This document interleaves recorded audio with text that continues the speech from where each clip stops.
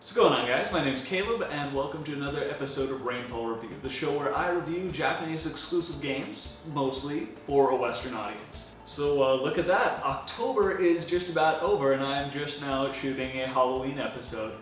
I know I'm a little new to this game review thing, but I really wanted to get a Halloween episode in because, you know, one, all the cool kids are doing it, and two, I might have just wanted an excuse to dress up like a Jedi.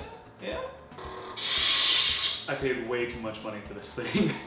So today we're gonna have a look at a game that has been highly requested by you guys. It's not a horror game, but it is Japanese exclusive, and its source material has definitely spawned a crazy amount of cosplay. So here we are. Here's my review of Jay Star's Victory Versus. As I'm sure you are all aware, fighting games are not typically revered for their engrossing stories. In fact, I can tell you right now that 90% of all fighting game stories consist solely of a martial arts tournament of some kind to give us a framework to have some ethnically diverse hotties, Andy, Honda, beat the living shit out of each other for our own personal enjoyment. Jay Stars is most assuredly part of that 90%. Now that by itself is forgivable, but the way it's presented to us is just so lazy. You know the Japanese word for lazy? It's namakemono. That literally translates to sloth. This game's story gets a rating of sloth. There are 4 stories to play through, but the only campaign I even started was Ichigo's, and not that Bleach is renowned for its, captivating dialogue to begin with, but how we got from our hero leading his day-to-day life to, hey, I'm gonna fight in a cross-world fighting tournament, was about as subtle as Naruto and Sasuke's sexual tension. By the way, the guy who put a B in the middle of the word subtle, genius. The conversation basically goes down like this. Some boring banter between Ichigo, some girl, and a stuffed animal about sensing some strange power, then suddenly some heavenly voices all, "Come fight in the J Battle Festival." I kid you not, that's what they call it. And Ichigo's all like, okay, and now we're on a boat. I wash my hands. Plot progression is as ham-handed as, hey, there's another boat over there, better check it out. Oh, it's another J-Fighter. They call themselves J-Fighters. Well, let's team up. Okay, but I want to know how good you are, so let's fight. Oh, you're good. No, you're good. Okay, let's team up. Am I the only one rocking a semi right now? When you distill the plot down to its essence, you're basically left with an anime badass circle jerk. Not to be confused with a badass anime circle jerk. Please don't Google either of those things.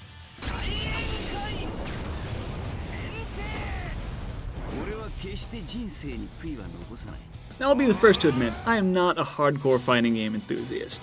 I throw down every now and then on some Street Fighter 4, and I've been known to write thoughtful eulogies for those whom I forcibly put in the ground with Snake. But outside of Smash Bros, I don't really consider myself like a highly competitive player.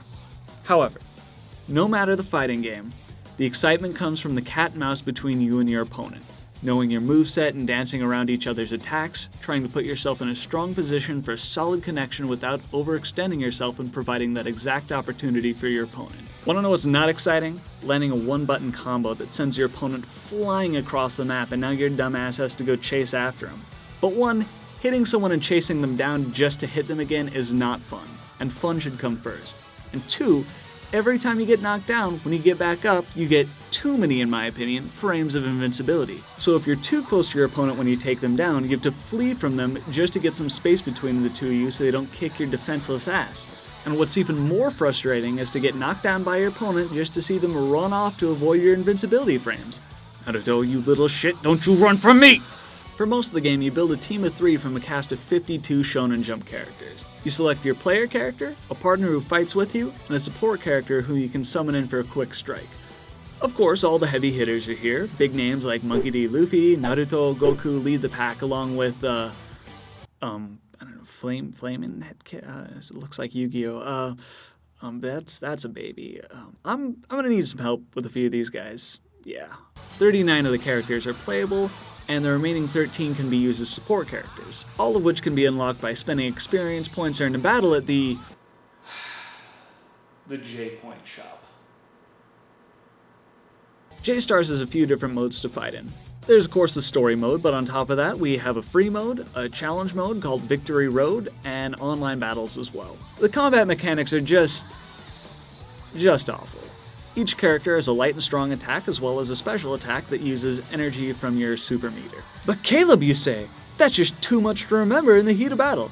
Don't worry about it. Standing testament to the quality of J-Stars is the hallmark of a truly rancid-ass fighting game. Unreasonably easy to exploit moves.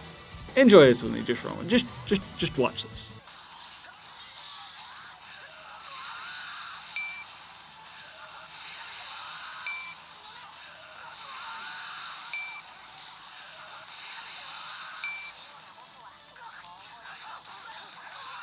Guess how easy that was. Forward and circle. That is it. Just forward and circle and you can lock your opponent into a 20-something hit combo that yields decent damage, costs very little super energy. You spend most of your time running either to or from who you're fighting instead of fighting them. All we're missing are some participation ribbons on everyone's chest and some cheap collapsible tables with paper cups of water, and we have ourselves the most well-branded marathon simulator. Period. The goal of each match is to take down your opponent 3 times. This is accomplished by reducing their HP to 0.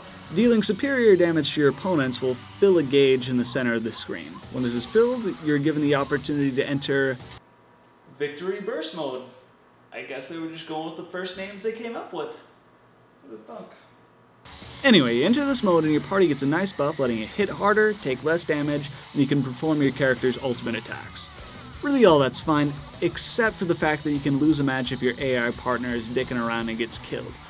Being kicked to a game over screen because your AI died 2 of your 3 lives feels tremendously unsatisfying.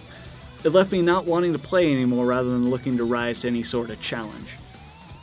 Also, not all characters are created equal. While it should be positive that everyone plays differently, this is not the case. The sweeping range some characters have, compared to the tighter hitboxes of others, can really make you feel at a disadvantage when trying to close distance between the 2 of you. I don't want to point any fingers, but Stretchy McGee here?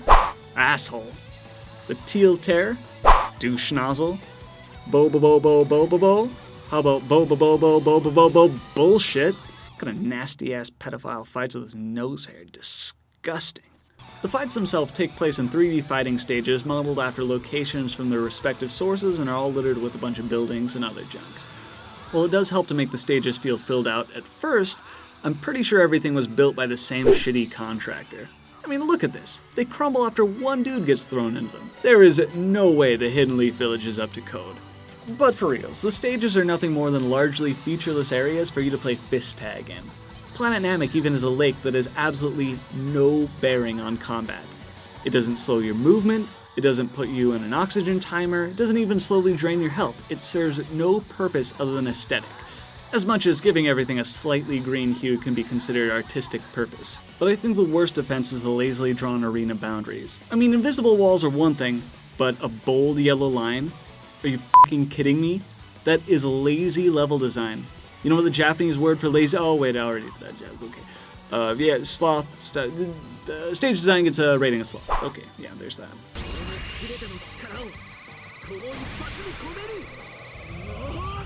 J-Stars, for the most part, looks pretty damn good. Each character model looks crisp and polished and are animated smoothly. On top of that, they all have their own special animations for everything. Like, everything. Vegeta runs like Vegeta, Naruto charges his chakra like Naruto, and this guy, wanna know what? I'm gonna give him the benefit of the doubt on this one. The point is, a lot of love was put into crafting each of these fighters, and if you are a Jump fan at all, that might be excuse enough for you to give this game a go. There are even some semi-cinematic moments where, in real time, the camera comes up for a close-up on your character's face when they execute an awesome-looking special attack. Now, as cool as it may look in the moment, that quick cutaway has been the source of many a misjudged enemy distances, resulting in me getting my face caved in. There's even a mode in the options where you can get a close-up view at every character's models, regardless of whether or not you've unlocked them or not, as well as having each character's pre-, mid-, and post-combat dialogue available for you to listen to. But check out how ridiculous and funny some of these lines are.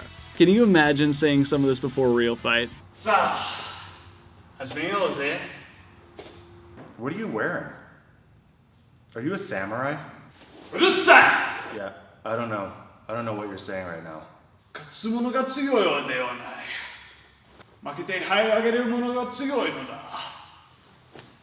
MC Hammer wants his pants back.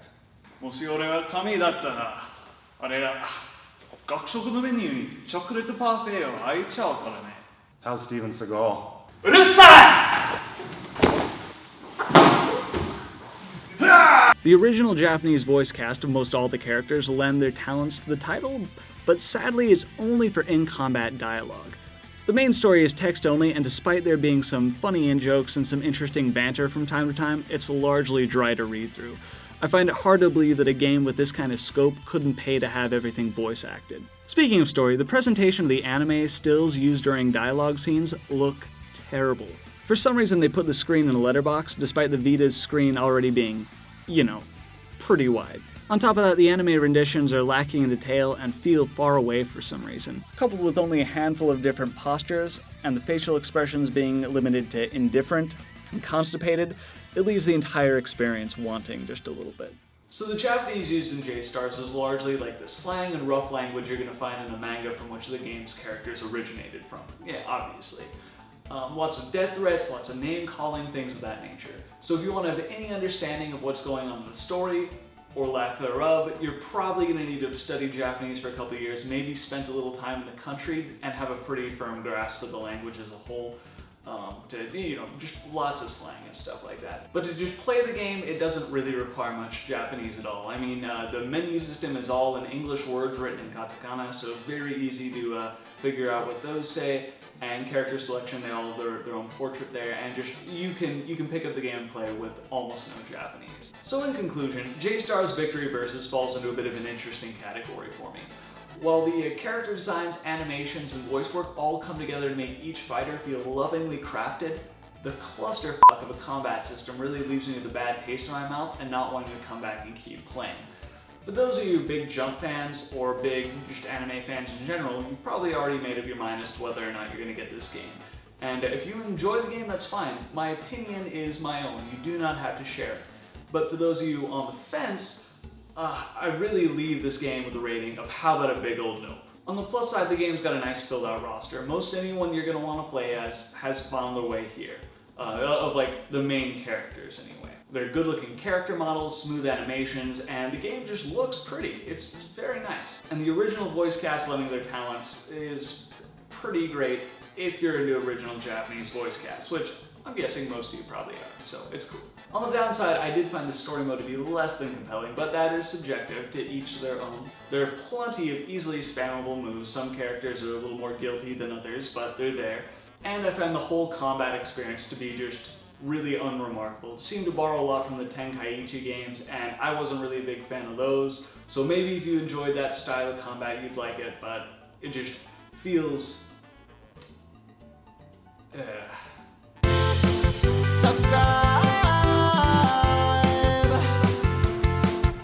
Alright guys, thanks for checking out the video. Go ahead and leave some comments down in the comments. Let me know what you think. I love your guys' feedback. You're always really great.